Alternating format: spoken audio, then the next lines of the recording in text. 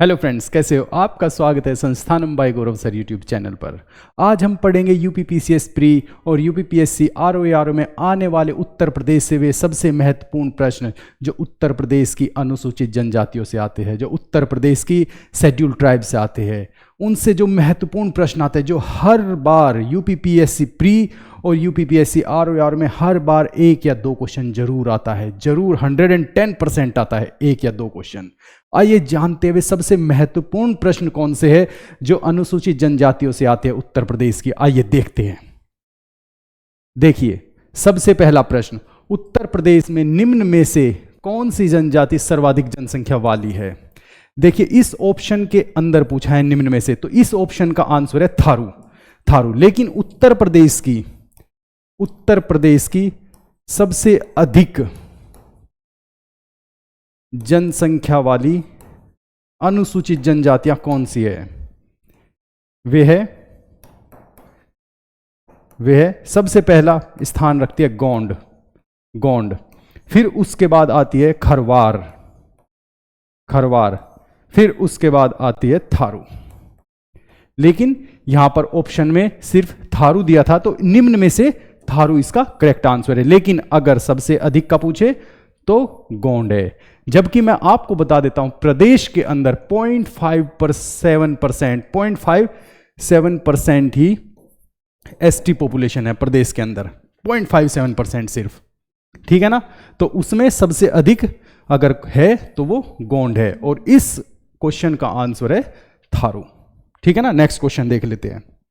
उत्तर प्रदेश में सर्वाधिक अनुसूचित जनजाति वाला जिला, सर्वाधिक अनुसूचित जनजाति वाला जिला पूछा है, तो इसका आंसर है सोनभद्र। याद रखना, इसका आंसर है सोनभद्र। प्रदेश के 4 सबसे बड़े जिले, सबसे अधिक जनसंख्या वाले, अनुसूचित जनसंख्या वाले जिले हैं सोनभद्र, बलिया, देवरिया और कुशीनगर। देखिए, सोनभद्र, बलिया, देवरिया व कुशीनगर, ये 4 जिले हैं जो टॉप 4 जिले हैं जिनमें सबसे अधिक एसटी पॉपुलेशन है। याद रखना, सबसे अधिक एसटी पॉपुलेशन है, ठीक है ना। नेक्स्ट क्वेश्चन देख लेते हैं। उत्तर प्रदेश के कौन से जिले अनुसूचित जनजाति से रहित है? जहां पर अनुसूचित जनजातियां ही नहीं है, वे कौन से जिले? उत्तर प्रदेश में टोटल 75 डिस्ट्रिक्ट है, लेकिन 2 जिले ऐसे हैं जिनमें अनुसूचित जनजातियां नहीं है। वे है अयोध्या और जालौन। इनमें कोई शेड्यूल ट्राइब नहीं है, याद रखना, ठीक है ना। ये बहुत इंपॉर्टेंट है, इन्हें याद रखना, पूछ लेता है। 75 में से केवल 73 में है, 73 में है, ठीक है ना, याद रखना। नेक्स्ट क्वेश्चन देख लेते हैं। नेक्स्ट क्वेश्चन है हमारा, निम्न में कौन सही सुमेलित है? ये कुछ पेयर्स दिए, तो इनमें देख लेते हैं कौन सही सुमेलित है। खरवार, ललितपुर, भोक्सा, बिजनौर, बैगा, बहराइच, थारू, बाराबंकी। देखिए, खरवार, ललितपुर गलत है, भोक्सा, बिजनौर बिल्कुल करेक्ट है, और ये दोनों भी गलत है, क्योंकि अगर पूछा है तो एक ही करेक्ट होगा।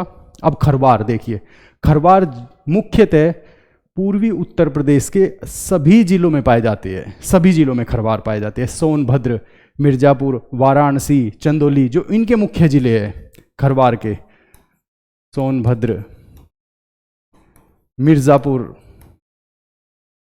वाराणसी, देवरिया, मऊ, गाजीपुर, चंदौली, ये मुख्य जिले हैं, और ये पूर्वी उत्तर प्रदेश के सभी जिलों में खरवार जनजाति पाई जाती है, ठीक है ना। अब बोक्सा बिजनौर में पाई जाती है, बिल्कुल करेक्ट आंसर है। मैं आपको बता देता हूं, बोक्सा को भोक्सा, बुक्सा, बोक्सा आदि नामों से भी जाना जाता है। कहीं कहीं किसी बुक में लिखा होगा भोक्सा, किसी बुक में लिखा होगा बुक्सा, किसी बुक में लिखा होगा बोक्सा, ठीक है ना। बैगा, बैगा बहराइच में नहीं पाई जाती। फिर बैगा कहां पाई जाती है? बैगा पाई जाती है सोनभद्र में, याद रखना। बैगा है सोनभद्र में, सोनभद्र में बैगा पाई जाती है। अब देखिए थारू, थारू मुख्यतः उत्तर प्रदेश के, देखना याद करना, ये मुख्यतः कहां पाई जाती है खरवार? पूर्वी उत्तर प्रदेश, पूर्वी उत्तर प्रदेश में पाई जाती है मुख्यतः ये। लेकिन थारू मुख्यतः कहां पाई जाती है? थारू पाई जाती है मुख्यतः उत्तर प्रदेश के तराई क्षेत्र में, तराई क्षेत्र के जिलों में, याद रखना। तराई क्षेत्र के जिलों में ये मुख्यतः पाई जाती है। जैसे कौन कौन से जिले? जैसे लखीमपुर खीरी, खीरी हो गया, महाराजगंज हो गया, सिद्धार्थनगर हो गया, बहराइच हो गया, श्रावस्ती हो गया। तो इन आदि जिलों में ये पाई जाती है, ठीक है ना। और ये उत्तर प्रदेश की तीसरी सबसे बड़ी जनसंख्या वाली अनुसूचित जनजाति भी है, ठीक है ना। नेक्स्ट क्वेश्चन देख लेते हैं। केंद्र सरकार द्वारा प्रदेश की 10 नई जनजातियों को कब सूचीबद्ध किया गया? देखिए, इसका आंसर है 2003। वैसे तो इसका आंसर 2003 है। 10 एसटी जो जातियां हैं उनको सूचीबद्ध 2003 में किया गया था। लेकिन उससे पहले 1967 में 5 जनजातियों को, सबसे पहले याद रखना, सबसे पहले 1967 में 5 जनजातियों को सूचीबद्ध किया गया था। वे कौन कौन सी 5 जनजातियां थी? वे थी थारू, बुक्सा, जौनसारी, राजी और भोटिया। देखिए, थारू, बुक्सा, जौनसारी,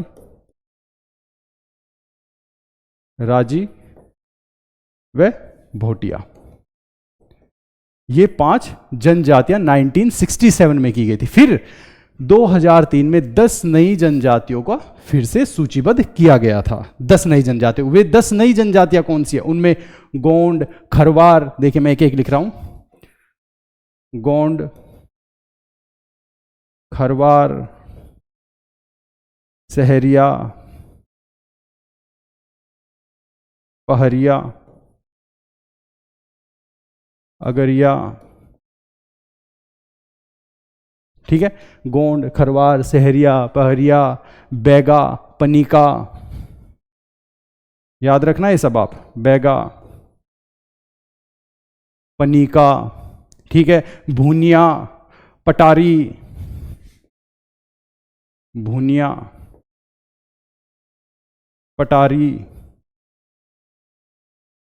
चेरो, कितनी हो गई? 2, 3, 4, 5, 6, 7, 8, 9 और 10। ये 10 जनजातियों को याद कर लेना, इन्हें बहुत दिमाग, मतलब इन्हें रट लेना एक तरह से, क्यों कुछ भी पूछ सकता है। ये पूछ लेगा क्वेश्चन कि कब कौन सी जनजाति सूचीबद्ध की गई थी इनमें से 2003 में, या कौन सी 1967 में सूचीबद्ध की गई थी। तो इस तरह भी पूछ सकता है अगर पेपर को थोड़ा सा ट्रिकी बनाना है, ठीक है ना। जैसे मैं अभी बताऊंगा 2021 के आरओ के पेपर में किस तरह का क्वेश्चन पूछा गया था, बताऊंगा मैं अभी। नेक्स्ट क्वेश्चन देख लेते हैं। प्रदेश की किस जनजाति के लोग दीपावली को शोक के रूप में मनाते हैं? दीपावली उत्सव को शोक पर्व के रूप में मनाते हैं, वे है थारू के लोग। थारू जनजाति के जो लोग हैं वे दीपावली को शोक पर्व के रूप में मनाते हैं। थारू मुख्यतः मैंने बताया था तराई के क्षेत्रों में होती है। तराई के जितने जिले हैं, तराई के जिलों में थारू जनजाति पाई जाती है, ठीक है ना। ये मुख्यतः, इन्हें थारू नाम कैसे मिला? ये मुख्यतः थार मरुस्थल से आए हुए जनजाति है। थार मरुस्थल से, याद रखना, थार मरुस्थल जो कि कहां पे है? राजस्थान में। ये थार मरुस्थल से आए हैं, ठीक है। ये लोग किरात वंश उसके लोग ये अपने आप को किरात वंश के मानते हैं, ठीक है ना, याद रखना। ये अपने आप को किरात वंशीय मानते हैं, ठीक है ना, किरात वंशीय मानते हैं। देखिए समय के साथ चाहे वो एसटी हो, चाहे वो जनरल, कोई भी कास्ट हो, कोई भी कैटेगरी हो, समय के साथ सभी कैटेगरीज में, सभी कास्ट में चेंजेस आते हैं। तो थारू जो एसटी थी, जो एसटी पॉपुलेशन है थारू, इनमें भी चेंजेस आए। पहले वहां पर मात्र सत्तात्मक व्यवस्था थी। यह क्वेश्चन पूछा गया इसलिए मैं बता रहा हूं। पहले मात्र सत्तात्मक परिवार व्यवस्था थी, प्रथा थी, ठीक है ना। लेकिन अब ये नहीं रही, अब समय के साथ ये बदल गई है। अब वही बात हो गई कि समय के साथ, जैसे पहले जॉइंट फैमिली होती थी, संयुक्त परिवार थे, इनका संयुक्त परिवार होता था, ये भी याद रखना, संयुक्त परिवार था। लेकिन जैसे जैसे एजुकेशन बढ़ती है तो सभी सोचते हैं कि हम इंडिपेंडेंट, हम किसी पे डिपेंडेंट नहीं होना चाहते। तो इसी तरह इनमें भी संयुक्त परिवार धीरे धीरे खत्म हो गया और मात्र सत्तात्मक परिवार व्यवस्था भी धीरे धीरे खत्म हो गई। वहां पितृसत्तात्मक ने अपना जन्म ले लिया और संयुक्त परिवार की जगह न्यूक्लियर फैमिली आ गई, एकल परिवार आ गए, न्यूक्लियर फैमिलीज आ गई और मात्र सत्तात्मक की जगह पितृसत्तात्मक आ गई, ठीक है ना। तो ये क्वेश्चन पूछा गया इसलिए मैं बता रहा हूं इसे डिटेल में थोड़ा सा, ठीक है ना। तो नेक्स्ट क्वेश्चन देख लेते हैं। निम्न में कौन सही सुमेलित है?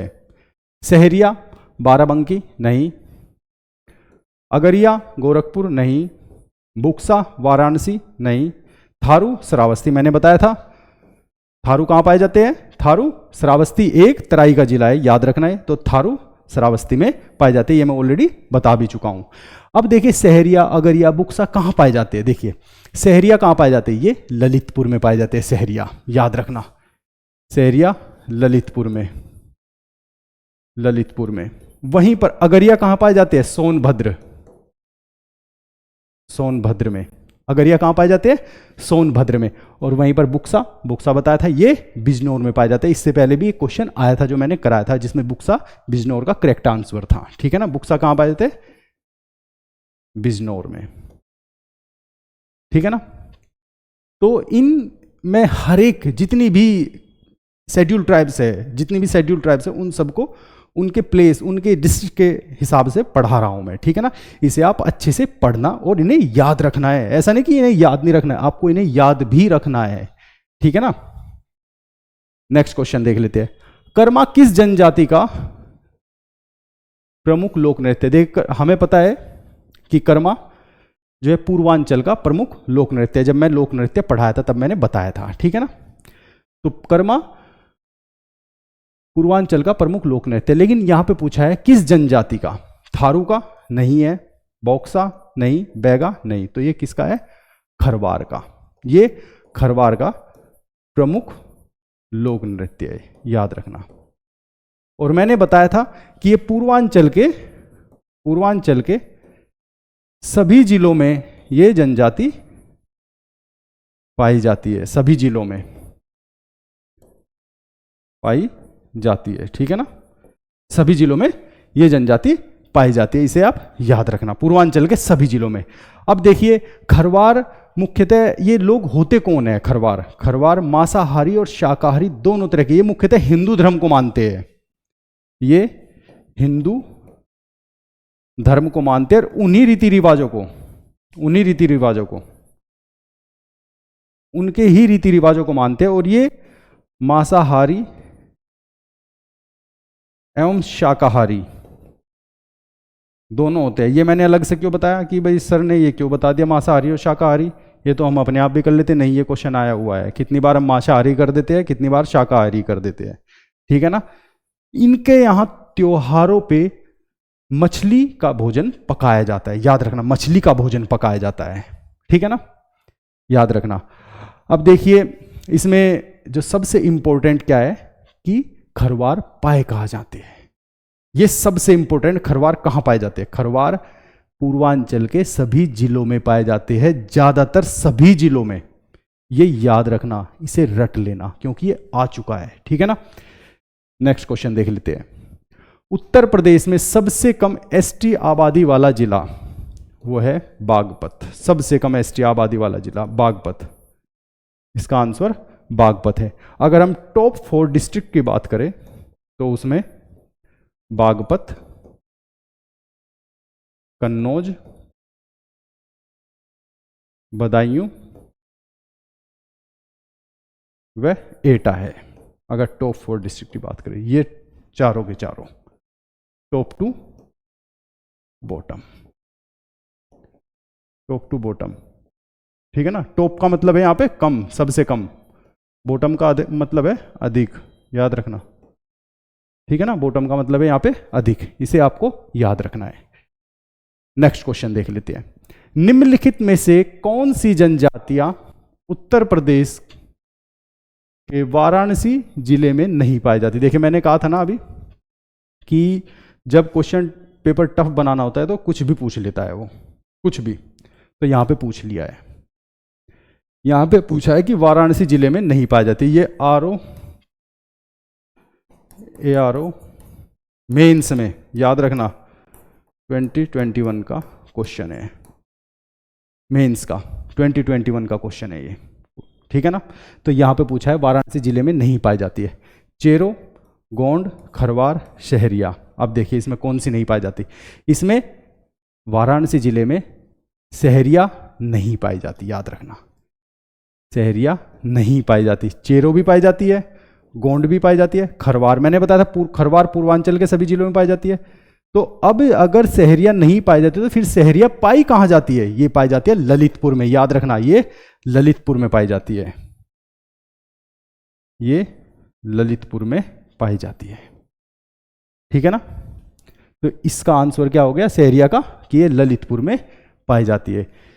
ये कुछ इंपॉर्टेंट क्वेश्चंस थे जो एसटी पॉपुलेशन से आते हैं। ये मैंने पूरा अनुसूचित जनजातियों का पूरा एक क्रक्स है एक तरह से, इसमें सब कुछ डाल दिया, सारी जितनी भी एसटी पॉपुलेशन है वे सब डाल दी, जो जो एसटीज है, कौन कौन सी कास्ट एसटी है, उनके नाम क्या क्या सब डाल दिए, कौन से डिस्ट्रिक्ट में कौन सी है वे सभी डाल दी।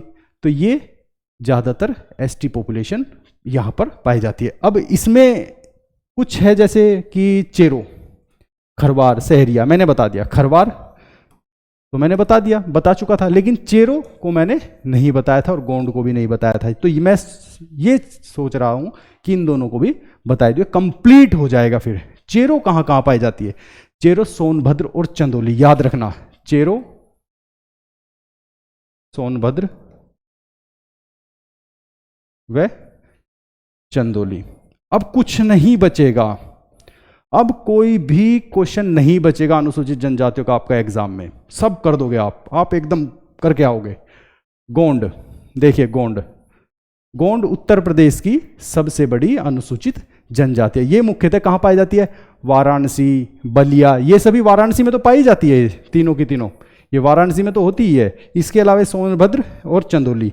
अब गोंड वाराणसी में पाई जाती है, बलिया में भी पाई जाती है, जौनपुर में पाई जाती है। ये भी मुख्यतः पूर्वांचल के पूर्वी उत्तर प्रदेश के सभी जिलों में पाई जाती है। देखिए वाराणसी में भी पाई जाती है ये, ठीक है ना, बलिया में पाई जाती है ये, मऊ में पाई जाती है, गाजीपुर में, देवरिया में,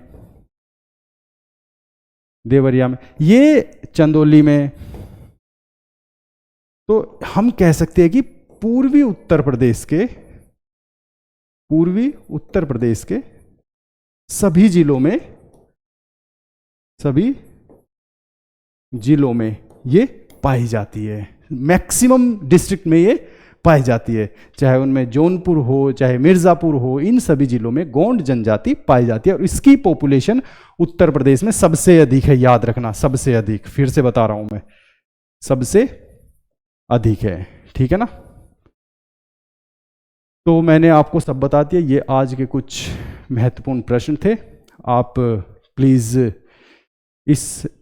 मेरे इस कंटेंट को, मेरी इस वीडियो को अच्छे से पढ़ना, और अगर आपको कहीं प्रॉब्लम हो कोई तो आप कमेंट बॉक्स में कमेंट कर सकते हैं। और एंड प्लीज़ मेरी वीडियो को लाइक कीजिए और सब्सक्राइब कीजिए। Thank you.